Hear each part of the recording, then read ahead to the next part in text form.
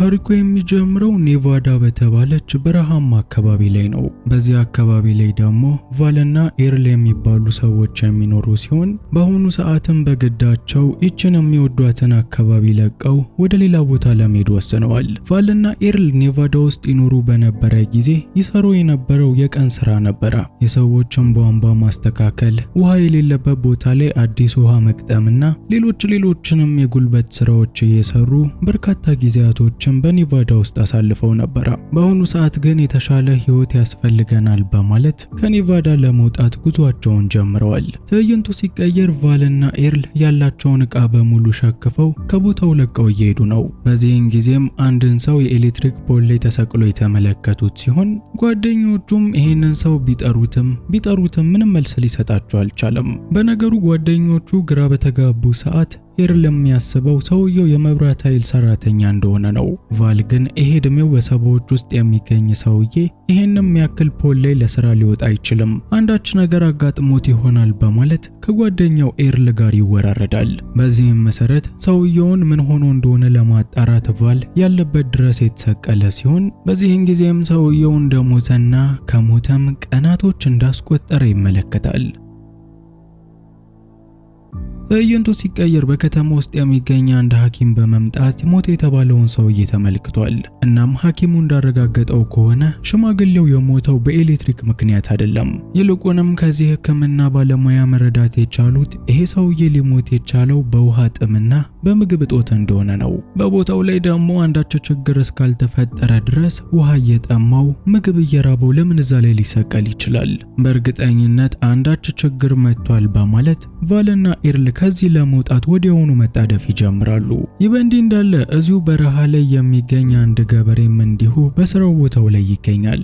ገበሬውም ስራውን እየሰራ በነበረ ሰዓት በድንገት በጎቹ መተራመስ የጀመሩ ሲሆን ገበሬውም እንዲሁ ዝም ብለው ነው የሚተራመሱት፣ ምንም የመጣ ነገር የለም በማለት ወደ ስራው ይመለሳል። በሚያሳዝን ሁኔታ ግን የገበሬው ግምት ፍጹም የተሳሳተ ነው። እቺን ትንሽዬ የሚዘራባትን ቦታ እንስሳቶች መጥተው እንዳይበሉበት ሲል ለማስፈራሪያ ያስቀመጠው አሻንጉሊት ከኋላው መንቀሳቀስ ጀምሯል። ይባሰም ብሎ አንዳች ነገር መጥቶ ይሄንን ገበሬ ወደ ምድር የጎተተው ሲሆን በሚያሳዝን ሁኔታም የዚህ ምስኪን ገበሬ ህይወት በዚሁ አጋጣሚ አልፏል። ይህ በእንዲህ እንዳለ ቫልና ኤርል ከዚች ከተማ ለመውጣት በሚያደርጉት ጉዞ ሳሉ በዚህ በድንገት ህይወቱን ባጣ ገበሬ ቤት በኩል እያለፉ ነው። እናም በቦታው ላይ ትርምስ ተፈጥሮ እንደነበር ገብቷቸው ከመኪናቸው ወርደው በሚመለከቱ ሰዓት የገበሬው በጎች ሙሉ በሙሉ ተበልተው የሚገኝ ሲሆን ምድር የዋጠችውንም ገበሬ እንዲሁ ከመሬት ውስጥ አግኝተውታል። ምንም እንኳን ያዩት ነገር ቫልና ኤርልን ቢያስደነግጣቸውም የነሱ ጥርጣሬ ጀምረው ያ ሽማግሌ ፖል ላይ ሞቶ በተመለከቱ ሰዓት ነበረ። እናም ይሄንን ጥርጣሬያቸውን የሚያረጋግጥላቸው ነገር ስላገኙ ምንም ጊዜ ሳያባክኑ ከዚች ከተማ መውጣታቸውን ቀጥለዋል። ይህ በእንዲህ እንዳለ ልክ እንደነሱ ያሉ የኮንስትራክሽን ሰራተኞች ሀገር ሰላም ብለው በዚሁ ከተማ ውስጥ እየሰሩ ነበረ። እንዳጋጣሚም ቫልና ኤርል በእነሱ በኩል እያለፉ የነበረ ሲሆን ለሰዎቹም በቻሉት ፍጥነት ይችን ከተማ ለቀው እንዲወጡ ካልሆነም እንደሚሞቱ ይነግሯቸዋል። የቀን ሰራተኞቹ ግን የሁለቱን ጓደኛሞች ንግግር ችላ በማለት ቀድሞውኑ ሲሰሩት የነበረውን የኮንስትራክሽን ስራቸውን ይቀጥላሉ። እናም ቫልና ኤርል የተናገሩት አልቀረም። እነዛም በጎች ያንን ገበሬ ቅርጥፍ አድርጎ የበላቸው አውሬ እነዚህንም ሁለት ሰራተኞች ገሏቸዋል። ትዕይንቱ ሲቀየር ቫልና ኤርል ይችን በረሃማ ከተማ ለቀው ከመሄዳቸው በፊት እዚህ ለሚገኙ ሰዎች ለማስጠንቀቅ በማለት ተመልሰው መጥተዋል። በሚገርም ሁኔታ እዚች ከተማ ውስጥ ምንም አይነት ችግር ተፈጥሮ ስለማያውቅ ቋሚ ፖሊስ ጣቢያ በከተማ ውስጥ የለም። እናም ያላቸው አማራጭ በአቅራቢያው ከሚገኝ ከተማ ፖሊስ መጥራት ስለነበር ቫልና ኤርል ለሰዎቹ ያዩትን በሙሉ በመናገር ወዲያውኑ ለፖሊሶችም ደውለውላቸዋል። ከዛም ለአካባቢው ሰዎች በቻሉት መጠን ራሳቸውን እንዲጠብቁ በመናገር ወዲያውኑ ከኔቫዳ ፐርፌክሽን ከተማ ለቀው መውጣታቸውን ቀጥለዋል። ትዕይንቱ ሲቀየር ቫልና ኤርል ከዚህ በፊት ሁለቱን ሰራተኞች ያገኟቸው ቦታ ላይ ደርሰዋል። በሚያሳዝን ሁኔታ ግን እነዛን ሁለት ሰራተኞች የበላቸው አውሬ ቦታውን ሙሉ በሙሉ በድንጋይ ሸፍኖት የነበረ ሲሆን የቫልና የኤርልን መኪና የሚያሳልፍ መንገድ ማግኘት አልተቻለም። የዚህን ጊዜም ኤርል ከፊት ለፊታቸው አንዳች ችግር እየመጣ እንደሆነ ስለገባው ለጓደኛው ቫል መኪናውን በፍጥነት ወደ ኋላ እንዲነዳው ይነግረዋል። ሆኖም ግን ይሄ ሊሆን አልቻለም። ምን እንደያዘባቸው ባይታወቅም መኪናቸው ጭራሹኑ መንቀሳቀስ አልቻለም። በዚህም ሁለቱ ጓደኛሞች ይበልጥኑ ተጨንቀው መኪናቸውን አንዴ ወደፊት አንዴ ወደ ኋላ ማርሹን እየቀያየሩ በሚያታግሉት ሰዓት በመጨረሻም ተሳክቶላቸው መኪናው መንቀሳቀስ ይችልና የከተማው ሰዎች የሚሰበሰቡባት ያቺው መጠጥ ቤት ተመልሰው መጥተዋል። ታዲያም በዚህ ጊዜ ነበረ መጠጥ ቤት ውስጥ የሚገኙት ሰዎች ከደቂቃዎች በፊት መኪናቸውን አላንቀሳቀስ ሲለው የነበረው እባብ የመሰለ አንድ ፍጥረት ተጠቅልሎበት እንደሆነ ይመለከታሉ። እስካሁንም ገበሬውን፣ በጎቹንም እነዛን ሁለት የኮንስትራክሽን ሰራተኞችንም ቅርጥፍ አድርጎ የበላቸው እንዲህ ያለው አይነት ፍጥረት ነው። ይህ በእንዲህ እንዳለ በዚችው በረሃ ላይ የሚኖሩ ረጅም ዓመታትን አንድ ላይ ያሳለፉ ጥንዶች ደስ የሚል ምሽት አንድ ላይ ያሳለፉ ይገኛል። በድንገትም ጥንዶቹ መብራት እያበሩበት የነበረው ጀነሬተር ስራውን መስራት አቁሞ ሙሉ ለሙሉ ይጨልምባቸውና ከመሬት ውስጥም ምን እንደሆነ የማያውቁት ነገር መፈነዳዳት ይጀምራል። ታዲያ በነገሩ የተደናገጠችው ሴትም ባለቤቷን ወዲያውኑ ቦታውን ለቀው እንዲሄዱ እየጠየቀችው ነበረ። በተቃራኒው ወንድየው ግን ምን እንደሆነ ማየት አለ በማለት ወደሚፈነዳው ነገር በሚጠጋ ሰዓት ነገርየው እሱንም ልክ እንደ ገበሬው ወደ መሬት ውስጥ አስምጦታል። በጊዜው ሚስትየው ትልቅ እንጨት ሰውየው እንዲይዝ በማድረግ እንዳይሰምጥ ለማድረግ እየሞከረች ነበረ። በሚያሳዝን ሁኔታ ግን ይህንን ግዙፍ አውሬ እቺ ትንሽ እንጨት የምታስቆመው አይነት አይደለም። እንጨቱንም ሰብሮ ባልየውንም ውጦታል። ታዲያ ሚስትየውም ከዚህ በኋላ ያላት አማራጭ የራሷን ሕይወት ማትረፍ ስለሆነ በዚህ አውሬ ከመበላት ለመዳን ስትል ወደ ነበሩበት መኪና ውስጥ ሮጣ ገብታለች። ያላወቀችው ነገር ግን ይሄ ክፉ አውሬ እሷን ለመብላት ሲል ሙሉ መኪናውንም መዋጥ እንደሚችለው። ይህ በእንዲህ እንዳለ ቫል ከዋና ከተማ እርዳታ ይመጣልናል ብለው እየጠበቁ የነበረ ቢሆንም እስካሁን ድረስ ማንም አልመጣላቸውም። ቫልና ኤርልም ከዚህ በላይ መጠበቅ አንችልም፣ እኛ ሄደን እንጠራቸዋለን በማለት ፈረስና ሽጉጥ በመያዝ አውሬው ወደሚገኝበት በረሃ ወጥተዋል። ይህ በእንዲህ እንዳለ መሬት ውስጥ የሚሽለኮለከው አውሬ ምንም ነገር ማየት አይችልም። ሰዎች ያሉበትን ቦታ የሚያውቀውም የእግራቸውን ዱካ ድምጽ በመከተል ሲሆን ቫልና ኤርልም ፈረሳቸውን ይዘው መምጣታቸውን ተመልክቶ ያሉበት ድረስ መጥቷል። ምናልባት ዩቲዩብ ቪዲዮውን በተደጋጋሚ ስለሚያመጣላችሁ ሰብስክራይብ ያደረጋችሁ መስሏችሁ ይሆናል። እዚህ ጋር ለማየት እንደምትችሉት ከሆነ ግን የሚያዩት አብዛኛዎቹ ፐርሰንት ሰዎች በጭራሽ ሰብስክራይብ አላደረጉም። ቻናሉን ሰብስክራይብ ብታደርጉ ይበልጥ ታግዙናላችሁ። ላይክ እና ሰብስክራይብ ማድረጉ እንዳትረሱ። በጊዜውም ቫልና ኤር ሽጉጣቸውን በመጠቀም አውሬውን ለመግደል ሞክረው ነበር። በሚያሳዝን ሁኔታ ግን የነሱ ትንንሽ ጥይቶች ይህንን ግዙፍ አውሬ ለመግደል ብቁ አይደሉም። በአሁኑ ሰዓትም ያላቸው አማራጭ በሩጫ ከቦታው ላይ ማምለጥ ሲሆን በቻሉት ፍጥነትም ከዚህ ፍጥረት እየሮጡ በማምለጥ እሱ ሊቦረብረው አይችልም ብለው ባሰቡት በአንድ ኮንክሪት ስር ተደብቀዋል። እናም ግምታቸው ትክክል ነበረ። ፍጥረቱ ኮንክሪቱን ቦረብረዋል ወይም ብሎ በሚሞክር ሰዓት ሙሉ ለሙሉ እንዲፈነዳ ያደረገው ሲሆን ይህም አጋጣሚ ለቫልና ለኤርል ሕይወታቸው እንዲተርፍ አድርጎላቸዋል። ትዕይንቱ ሲቀየር ቫልና ኤርል ሮንዳ ከተባለች ሴት ጋር ተገናኝተዋል። እቺ ሮንዳ የተባለች ሴት ወደዚህ ቦታ የመጣችው ጥናትና ምርምር ለማድረግ ስትለው ቫልና ኤርልን ያገኘችው ደግሞ መሳሪያዋ ኃይለኛ የመሬት ንዝረት ያለበትን ቦታ እየጠቆማት ተከትላ እዚህ ድረስ በመምጣቷ ምክንያት ነው። በጊዜውም ሮንዳ ይህንን ትልቅ ፍጥረት በተመለከተች ሰዓት በጣም ደንግጣ ነበረ። ምክንያቱም ለቀናት በዚህ ቦታ ላይ ከፍተኛ የመሬት መንቀጥቀጥ እየተመለከተች ስለነበር የዚህን የመሬት መንቀጥቀጥ እንቆቅልሽ ለመፍታት ያለ ረፍት እየሰራች ነበር። በአሁኑ ሰዓት ግን መሬቱን የሚያንቀጠቅጠው እንዲህ ያለው ፍጥረት መሆኑን የተረዳች ሲሆን ከዛ በላይ ያሳሰባትን ነገር ደግሞ ለቫልና ለኤርል እየነገረቻቸው ነው። ሮንዳ በዚህ በረሃ ላይ በተለያየ አቅጣጫ መሳሪያዋን ይዛ ስትመረምር ነበር።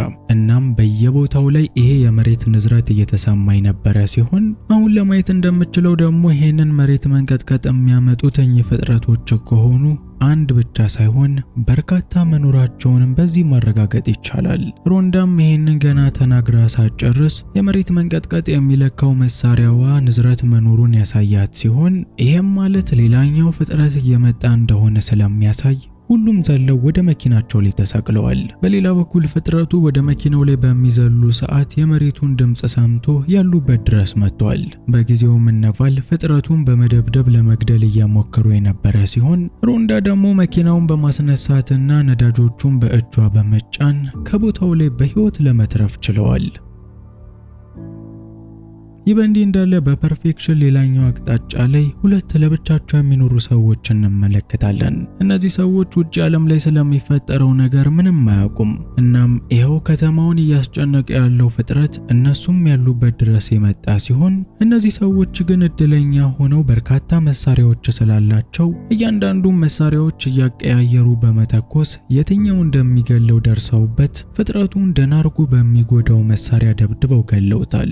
በሌላ በኩል ቫልና ኤር ለከተማው ሰዎች አዲስ የሆነችው ሮንዳን ጨምረው ወደ መጠጥ ቤት ተመልሰው መጥተዋል። የሰዎችን እርምጃ እየተከተለ የሚመጣው አውሬም ያሉበት ድረስ ተከትሏቸው የመጣ ሲሆን ከመካከላቸውም አንደኛውን ሰው በልቶታል። ይህንን የተመለከቱት ቫልና ኤርል ደግሞ ሌሎቹን ሰዎች በህይወት ለማትረፍ ሲሉ ምናልባት የቤቱ የላይኛው ክፍል ላይ ከወጣን አይደርስብንም በማለት አንድ ላይ ወደ ጣራ ላይ ወጥተዋል። በሚገርም ሁኔታ ግን እነዚህ ፍጥረቶች እነሱ ከሚያስቧቸው በላይ ንቃት ያላቸው ሲሆን የቤቱንም መሰረት በመነቅነቅ ቤቱን ለማፍረስ እየሞከሩ ነው። ይህንን የተመለከተው ቫል ደግሞ ከዚህ በላይ ከአውሬዎቹ ጋር መሯሯጥ ሰልችቶታል። ከርቀትም ለዚቹ ከተማ ልማት ብሎ የመጣ አንድ መኪናን የተመለከተ ሲሆን ወደዚህ የኮንስትራክሽን መኪናን በመሄድ ፍጥረቱን እስከ መጨረሻው ለመግደልና የጀብድ ስራ ለመስራት ወስኗል። የተቀሩ ሰዎች ደግሞ ይሄ አውሬ ከምንም በላይ ፈጣን ስለሆነ ቫልን ይገለዋል ብለው እየጠበቁ ነበር። የሆነው ግን በተቃራኒ ሆነና ቫል መኪናው ጋር ከአውሬው ቀድሞ መድረስ የቻለ ሲሆን ጓደኛው ኤርልን፣ ሮንዳን እንዲሁም በህይወት የተረፉትን የከተማውን ሰዎችም በዚሁ መኪና ላይ ጭኗቸዋል። አውሬው ደግሞ ይህንን መኪና ማፈንዳትም ሆነ መገልበጥ አይችልም። ምክንያቱም የመኪናው ጎማዎች እንዲሁም እያንዳንዱ አካላቶቹ ከትላልቅ ብረት የተሰሩ ስለሆነ ልክ ከዚህ በፊት እንደሚሰብራቸው እቃዎች በቀላሉ መስበርም መገልበጥም አይችልም። እናም ይሄ ለነቫል ጥሩ የማምለጫ የሆነላቸው ሲሆን ምንም እንኳን መኪናው የሚሄደው በዝግመት ቢሆንም ከከተማዋ ለመውጣት እየሞከሩ ነው። ይህ በእንዲህ እንዳለ ብልጥ የሆኑት አውሬዎችም በዚህ መንገድ ይህንን መኪና መገልበጥ እንደማይችሉ ገብቷቸዋል። እነቫልም የሚሄዱበትን አቅጣጫ ካረጋገጡ በኋላ ከፊት ለፊታቸው የሚገኘው መንገድ ቦርብሮ የጠበቋቸው ሲሆን ልክ እነቫልም እዛ ቦታ ላይ በሚደርሱ ሰዓት መኪናው በአፍጢሙ ተገልብጦ ሁሉም ሰዎች ወደ መሬት ላይ ወድቀዋል። ታዲያ ከዚህ ደቂቃ በኋላ ነበር እነቫል የሚከተሏቸው አውሬዎች ምንም እንኳን ማየት ባይችሉም አይምሯቸው ብልህ እንደሆነ የገባቸው። መኪናቸው ከተገለበጠባቸው በኋላም ህይወታቸውን ለማትረፍ ሲሉ አንድ ድንጋይ ላይ የተሰቀሉ ሲሆን እነዚህ የሚያሳድዷቸው አውሬዎችም ልክ እንደ ብረቱ መኪና ሁሉ ይህንንም ድንጋይ በቀላሉ መስበር አይችሉም። እናም ለጊዜው ደህንነታቸው የተጠበቀ ቦታ አግኝተዋል። ምንም እንኳን ደህንነታቸው ቢጠበቅም የሚገኙት መሃል በረሃ ላይ ነው። ያለምንም ምግብና ውሃ ምን ያህል እዚህ ቦታ ላይ መቆየት እንችላለን የሚለው የሁሉም ጥያቄ ነው። አውሬዎቹም ቢሆን ሰዎቹ የሚገኙት እዚህ ድንጋይ ላይ እንደሆነ ስላወቁ ዙሪያቸውን እየተሽከረከሩ እስኪወርዱ እየጠበቋቸው ይገኛል። ታዲያ በዚህ መሃል ኤርል አዲስ ሐሳብ ያመጣ ሲሆን ይህንንም ሐሳብ ለቡድን አባላቶቹ በመንገር ወዲያውኑ ወደ ተግባር ገብተዋል። የኤርል ሐሳብ እንዲህ ነው። በእጃቸው ላይ የተወሰኑ ፈንጂዎች ስለሚገኙ ፈንጂዎቹን በገመድ አስረው ወደ መሬት ይወረውሯቸዋል። ታዲያ እነዚህ አይናቸው ማየት የማይችሉ ፍጥረቶችም ፈንጂው የሰው እግር መስሏቸው ዘለው በሚወጡት ሰዓት ያፈነዳቸዋል። ተራ በተራ ይሞታሉ። እቅዳቸውንም በሚሞክሩት ሰዓት በሚገባ ሰርቶላቸው አንደኛውና ግዙፉ መግደል ችለዋል። እናም የተቀሩትንም እንዲሁ ባለው ዘዴ ለመጠቀም ለመግደል አስበው ድጋሚ ፈንጂውን በሚወረውሩት ሰዓት ይሄ ብልጥ የሆነው ፍጥረት ከጓደኛው ስህተት ስለተማረ ፈንጂው መልሶ ወደ ራሳቸው ላይ ይወረውርባቸዋል። እነቫልም ከአቅራቢያቸው በሚገኝ በአንድ ትልቅ ድንጋይ ስር በመደበቅ ፈንጂው ከሚያደርስባቸው አደጋ ራሳቸውን መታደግ ችለዋል። አሁን ላይ ላይ የቀረው አንድ አውሬ ነው። ይህንን አውሬ መግደል ከቻሉ ሁሉም ሰው በህይወት መትረፍ ይችላል። እናም ይህንን አውሬ ለመግደል የግዴታ አደጋ መውሰድ ስላለባቸው ሁሉም የቡድን አባላቶች ከድንጋዩ ወርደው ፈንጂያቸውን በመያዝ እየሮጡ አውሬውን ከኋላቸው እንዲከተላቸው እያደረጉት ነው። እቅዳቸው ያልገባውም አውሬ እየተከተላቸው በሚመጣ ሰዓት ፈንጂውን ጥለው ያሉበትን መንገድ ያሳቱት ሲሆን መንገዱን የሳተው አውሬም በዚሁ ፍጥነት እየበረረ በሚሄድ ሰዓት ከከፍታ ላይ ተከስክሶ ሙሉ ለሙሉ በቦታው ላይ ይፈነዳዳል። እናም በመጨረሻም የቀረውን አንደኛውን ብልጣብልጥ አውሬ እንዲህ ባለ ሁኔታ አሸንፈውታል። በመጨረሻ ላይ ከረፈደም ቢሆን ፖሊሶች ወደ ቦታው በመምጣት ለከተማው ሰዎች እገዛ አድርገውላቸዋል። ኤርልም ጓደኛው ቫልና ሮንዳ መሃል የተወሰነ ፍቅር ቢጤ እንዳለ ስለገባው ሮንዳ ቦታውን ለቃ ከመሄዷ በፊት ቫልን እንዲሄድና እንዲያናግራት ይገፋፋዋል። በዚህም መሰረት ቫል ሰናበትሽ በሚል ምክንያት የሄደና ያናግራት ሲሆን በዛው አጋጣሚም ከንፈሯን ምንም እንኳን በእነዚህ ፍጥረቶች ምክንያት የብዙዎች ህይወት ቢጠፋም ብዙዎች ቢሰቃዩም በመጨረሻ ግን የተቀሩት ተባብረው አውሬዎቹን አሸንፈዋል። ቫልም ቢሆን በግርግር ሮንዳን የመሰለች ሴት አግኝቷል።